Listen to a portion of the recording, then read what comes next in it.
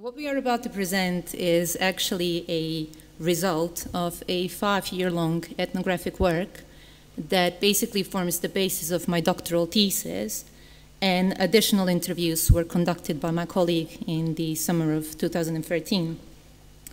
Now, our ethnographic points of entry are faith-based NGOs and more loosely organized groups that exist in Tower Hamlets in East London and Stari Grad, which indeed is in Sarajevo.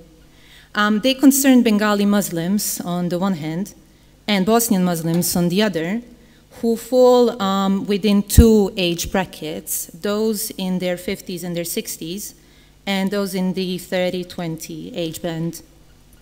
Now, stepping slightly outside of what we have heard thus far, what we basically are researching and what we want to present to you today is a comparative research that basically alludes to the fact that these experiences that Bengali Muslims of the first generation, the second generation, and the British-born generations have can be compared or correlated to the experiences of the Bosnian Muslims, especially as they relate to questions of religiousness, their religiosity, and their political Muslim identity. Now, before my colleague presents very specifically our findings that relate to Stari Grad, I want to put forth our more general findings that basically inform our work in these two Muslim communities. So the first thing that I want to get into is the question of the intergenerational twist. The question was basically raised by Professor Nielsen first, and then was alluded to by Imam Durakovic. And in very simple terms, intergenerational twist relates to the Islam of the parents versus the Islam of their children. In both Tower Hamlets and in Stari Grad, that is to say amongst both Bosnian Muslims and Bengali Muslims, there seems to exist a very clear trend of divisions that constitute themselves around and within Islam. And these generational divisions basically drive very different understandings of what faith-based participation actually means or implies. And these different understandings of participating in the name of Islam in turn opens up space for researching Muslim identities in contemporary Europe. We opted to focus on boycott, divestment, and sanctions as our case in point when it comes to faith-based activity in Europe. Now, for those of you who are not familiar with boycott, divestment, and sanctions, it is a campaign that was started in July of 2005. And a major aspect of this campaign is a consumer-led boycott of the State of Israel and those firms or companies that are basically allegedly supporting Israel in its violation of human rights and international laws. Now, the way that BDS, or boycott, divestment, and sanctions, is usually researched is through a prism of a singular, homogeneous global campaign. But what I've come to find out after 5 years of working with some of these faith-based NGOs is that when you situate BDS in specific localities, in our case, Stari Grad and Tower Hamlets, BDS becomes less a singular, homogeneous campaign and becomes more a network of locally appropriated, locally tailored campaigns. So that basically, in very simple terms, means that the BDS, or the boycott of younger Bengali Muslims, is completely unlike the BDS participation of their parents. And by the same account, the BDS of younger Bosniaks is very different than BDS of the older generation of Bosniaks living in Stari Grad. Now, what the ethnographic work shows is that regardless of their geographical position, the younger generations, that is to say both Bengali Muslims and Bosnian Muslims, see in BDS a way of articulating, if you will, a more politically engaged Islam, or in different terms, forms of participation in the name of Islam that are seen to be or believed to be genuinely rooted in the Islamic tradition, but at the same time are seen as completely compatible with the nation-state framework as it relates to interests, circumstances, and policies. in very simple terms, then BDS becomes a form of inclusion within a larger society. Now, for the older generation of Bengali Muslims, the idea of actively engaging in the name of Islam becomes quite problematic, because the elderly Bengali Muslims in Tower Hamlets tend to be more cautiously positioned towards the state. So they tend to avoid forms of activity or forms of organized protests that are deemed problematic in relation to the state.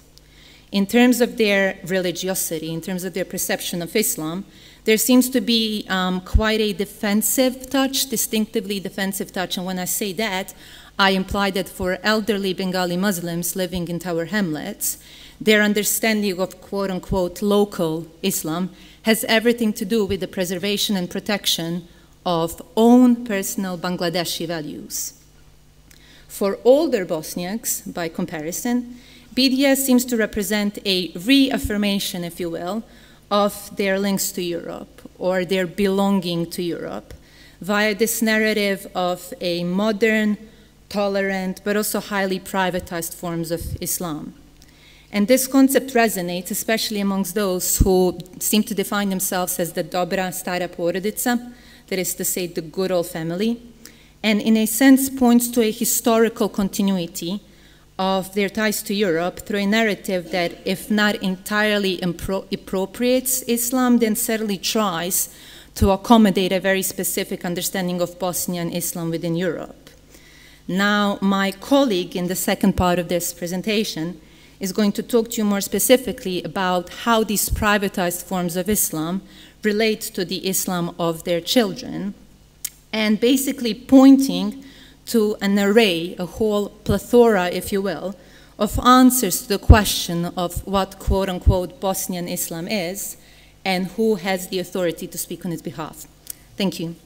So I will just continue where my colleague left off, and I will go back to what she said in the middle of the presentation about the term intergenerational twist. It's not by coincidence that we use this word in our work.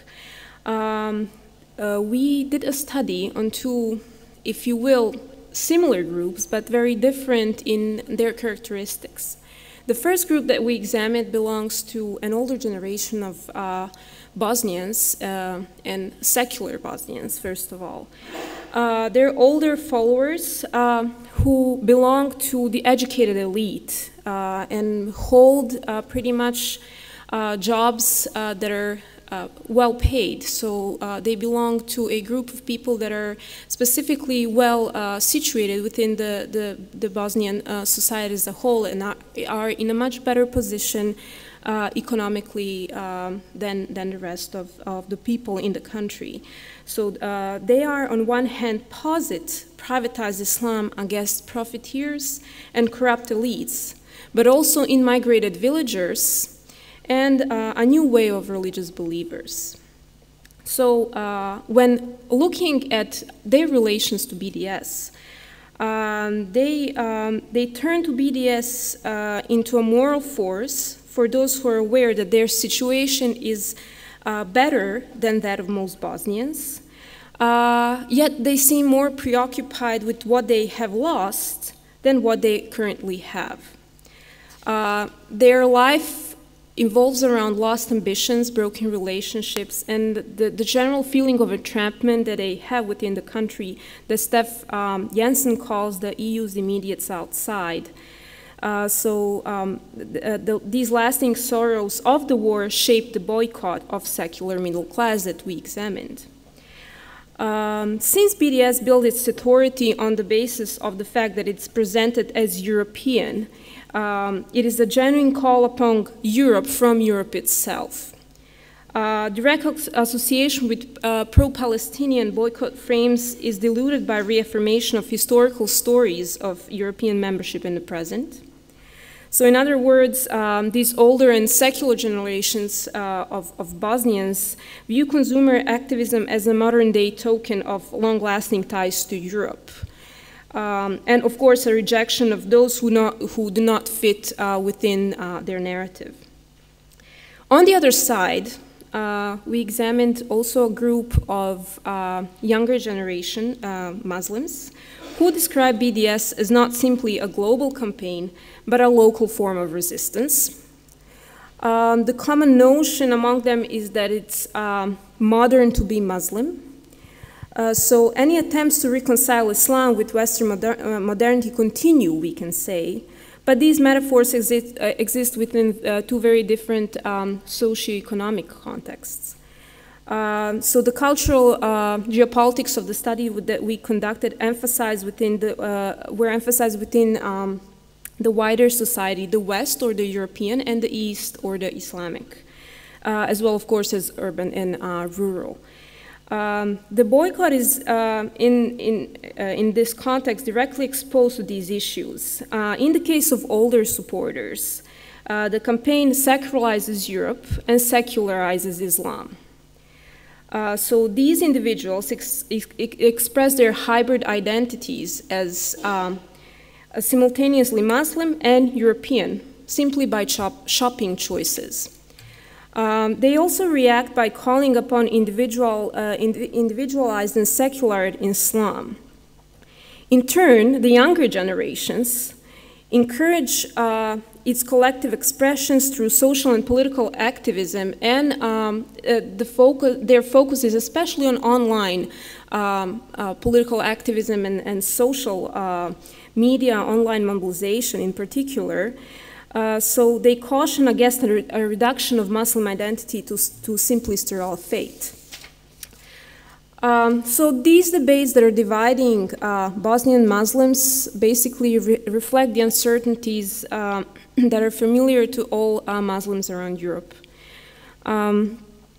Secular or older generations that define Islam as individual faith recognize Bosnian Muslims as a minority against the majority of Christians that live in Europe.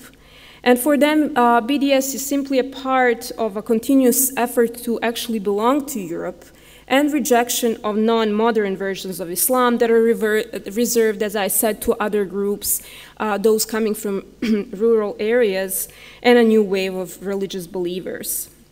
On the other hand, younger Muslims assume a very much narrower perspective, Bosnian perspective, and they strive to restore Islam as the fundamental position around which the variety of the Bosnian community should be organized and needs to be organized. So for them, BDS is a reform movement that is very characteristic of this intergenerational struggle for transformations of Islam in Europe. Thank you.